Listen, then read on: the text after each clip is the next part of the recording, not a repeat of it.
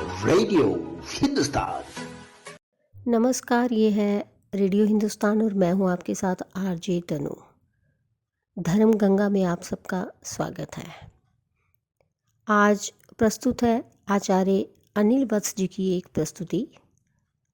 जब भगवान शिव ने गोपी वेश धारण किया। जब महारास की गूंज सारी त्रिलोकी में गई तो हमारे भोले बाबा के कानों में भी महारास की गूंज गई। भगवान शिव की भी इच्छा हुई कि मैं महारास में प्रवेश करूं। भगवान शिव बावरे होकर अपने कैलाश को छोड़कर ब्रज में आए। पार्वती जी ने मनाया भी, लेकिन त्रिपुरारी माने नहीं। भगवान श्री कृष्ण के परम भक्त श्री आसुरी मुनि, पार्वती जी, नंदी, श्री गणेश, श्री कार्तिकेय के साथ भगवान शंकर वृंदावन के वंशीवट पर आ गए। वंशीवट जहाँ महारास हो रहा था, वहाँ गोलोकवासिनी गोपियाँ द्वार पर खड़ी हुई थीं। पार्वती जी तो महारास में अंदर प्रवेश कर गईं, किंतु द्वारपालिकाओं ने श्री ललिता जी ने श्री महादेव जी और श्री आसुरी मुनि को अंदर जाने से रोक दिया। बोली, श्रेष्ठ जनों, श्री कृष्ण के अतिरिक्त अन्य कोई पुरुष इस एकांत महारास में नहीं प्रवेश कर सकता। भगवान शिव बोले कि तो क्या करना पड़ेगा। ललिता सखी बोली कि आप भी गोपी बन जाओ। भगवान शिव बोले कि जो बनाना है जल्दी बनाओ, लेकिन मुझे महारास में प्रवेश जरूर दिलाओ। भगवान शिव को गोपी बनाया जा रहा है। मानसरोवर में स्नान कर गोपी का रूप धारण किया है। श्री यमुना जी ने षोडश श्रृंगार कर दिया तो सुंदर बिंदी, चूड़ी, नूपुर, ओढ़नी और ऊपर से एक हाथ का घूंघट भी भगवान शिव को कर दिया। साथ में युगल मंत्र का उपदेश भगवान शिव के कान में किया। भगवान शिव अर्ध नारीश्वर से पूरे नारी रूप बन गए। बाबा भोलेनाथ गोपी रूप हो गए। फिर क्या था, प्रसन्न मन से वे गोपी वेश में महारास में प्रवेश कर गए। भगवान ने जब भगवान शिव को देखा तो समझ गए। भगवान ने सोचा कि चलो भगवान शिव का परिचय सबसे करवा देते हैं, जो गोपी बनकर मेरी महारास का दर्शन करने आए हैं। सभी गोपियों को भगवान शिव के बारे में सोच के कह रहे हैं कि ये कौन सी गोपी है तो लंबी तगड़ी और सुंदर, कैसे छम छम चली जा रही है। भगवान कृष्ण शिव के साथ थोड़ी देर तो नाचते रहे, लेकिन जब पास पहुंचे तो भगवान बोले कि रास के बीच थोड़ा हास परिहास हो जाए तो रास का आनंद दोगुना हो जाएगा। भगवान बोले कि अरे गोपियों, तुम मेरे साथ कितनी देर से नृत्य कर रही हो, लेकिन मैंने तुम्हारा चेहरा देखा ही नहीं है, क्योंकि कुछ गोपियां घूंघट में भी हैं। गोपियां बोली कि प्यारे, आपसे क्या छुपा है, आप देख लो हमारा चेहरा। लेकिन जब भगवान शंकर ने सुना तो भगवान शंकर बोले कि ये कन्हैया को रास के बीच क्या सूझा। अच्छा भला रास चल रहा था, मुख देखने की क्या ज़रूरत थी। ऐसा मन में सोच रहे थे कि आज कन्हैया फजती पर ही तुला है। भगवान कृष्ण बोले कि गोपियों, तुम सब लाइन लगाकर खड़ी हो जाओ और अब मैं सबका नंबर से दर्शन करूंगा। भगवान शिव बोले अब तो काम बन गया, लाखों करोड़ों गोपियां हैं, मैं सबसे अंत में जाकर खड़ा हो जाऊंगा। कन्हैया मुख देखते देखते थक जाएगा और मेरा नंबर भी नहीं आएगा। सभी गोपियां एक लाइन में खड़ी हो गई और अंत में भगवान शिव खड़े हो गए। जो कन्हैया की दृष्टि अंत में पड़ी तो कन्हैया बोले, नंबर इधर से शुरू नहीं होगा, नंबर उधर से शुरू होगा। भगवान शिव बोले कि ये तो मेरा ही नंबर आया। भगवान शिव दौड़कर दूसरी ओर जाने लगे तो भगवान कृष्ण गोपियों से बोले, गोपियों, पीछे किसी गोपी का मैं मुख दर्शन करूंगा, पहले इस गोपी का मुख दर्शन करूंगा जो मुख दिखाने में इतनी लाज शर्म कर रही है। इतना कहकर भगवान शिव दौड़े और दौड़कर भगवान शिव को पकड़ लिया और घूंघट ऊपर किया।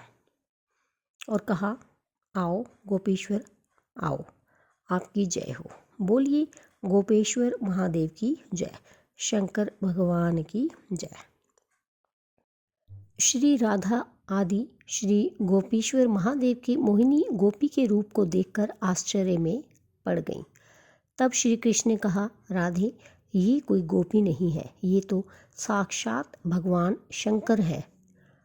हमारे महारास के दर्शन के लिए इन्होंने गोपी का रूप धारण किया है। तब श्री राधा कृष्ण ने हंसते हुए शिव जी से पूछा, भगवान, आपने ये गोपी वेश क्यों बनाया? भगवान शंकर बोले, प्रभु, आपकी ये दिव्य रसमयी प्रेम लीला महारास देखने के लिए गोपी रूप धारण किया है। इस पर प्रसन्न होकर श्री राधा जी ने श्री महादेव जी से वर मांगने को कहा तो श्री शिव जी ने ये वर मांगा, हम चाहते हैं कि यहाँ आप दोनों के चरण कमलों में सदा ही हमारा वास हो। आप दोनों के चरण कमलों के बिना हम कहीं अन्यत्र वास करना नहीं चाहते। भगवान श्री कृष्ण ने तथास्तु कहकर कालिंदी के निकट निकुंज के पास वंशीवट के सम्मुख भगवान महादेव जी को श्री गोपेश्वर महादेव के नाम से स्थापित कर विराजमान कर दिया। श्री राधा कृष्ण और गोपियों ने उनकी पूजा की और कहा कि व्रज वृंदावन की यात्रा तभी पूर्ण होगी जब व्यक्ति आपके दर्शन कर लेगा। आपके दर्शन किए बिना यात्रा अधूरी रहेगी। भगवान शंकर वृंदावन में आज भी गोपेश्वर महादेव के रूप में विराजमान हैं और भक्तों को अपने दिव्य गोपी वेश में दर्शन दे रहे हैं। गर्भगृह के बाहर पार्वती जी, श्री गणेश, श्री नंदी विराजमान है। आज भी संध्या के समय भगवान का गोपी वेश में दिव्य श्रृंगार होता है। इसके बाद सुंदर महारास हुआ है। भगवान कृष्ण ने कथक नृत्य किया है और भगवान शिव ने तांडव, जिसका वर्णन अगर माँ सरस्वती भी करना चाहे तो नहीं कर सकती हैं। खूब आनंद आया है। भगवान कृष्ण ने ब्रह्मा की एक रात्रि ले ली है, लेकिन गोपियाँ इसे समझ नहीं पाई। केवल अपनी गोपियों के प्रेम के कारण कृष्ण ने रात्रि को बढ़ाकर इतना दीर्घ कर दिया। भगवान ने गोपियों को चीर घाट लीला के समय दिए वचन को पूरा किया है। गोपियों ने एक रात कृष्ण के साथ अपने प्राण प्रिय पति के रूप में बिताई है, लेकिन ये कोई साधारण रात नहीं थी। ब्रह्मा की रात्रि थी और लाखों वर्ष तक चलती रही। आज भी वृंदावन में निधिवन में प्रतिदिन भगवान कृष्ण रास करते हैं। कृष्ण के लिए सब कुछ करना संभव है क्योंकि वो भगवान है। इस प्रकार भगवान ने महारास लीला को किया है। शुकदेव जी महाराज परीक्षित से कहते हैं, राजन, जो इस कथा को सुनता है उसे भगवान के इस रसमय स्वरूप का दर्शन होता है। उसके अंदर से काम हटकर श्याम के प्रति प्रेम जागृत होता है और उसका हृदय रोग भी ठीक होता है। रास पंचाध्यायी का आखिरी श्लोक इस बात की पुष्टि भी करता है। विक्रीडितं व्रजवधूभिरिदं च विष्णोः श्रद्धान्वितो नुशृणुयादथं वर्णेधया भक्तिं परां भगवती प्रतिलभय कामं हृदयोगमाश्वपाहि नोते चिरेण धीरः। वस्तुतः समस्त रोग कामनाओं से उत्पन्न होते हैं, जिनका मुख्य स्थान हृदय होता है। मानव अच्छी बुरी अनेक कामनाएं करता है, उनको प्राप्त करने की उत्कृष्ट इच्छा प्रकट होती है। इच्छा पूर्ति न होने पर क्रोध, क्षोभ आदि प्रकट होने लगता है और वह सीधे हृदय पर ही आघात करता है। तो मुझे दीजिए अनुमति, फिर मिलती हूँ। धन्यवाद।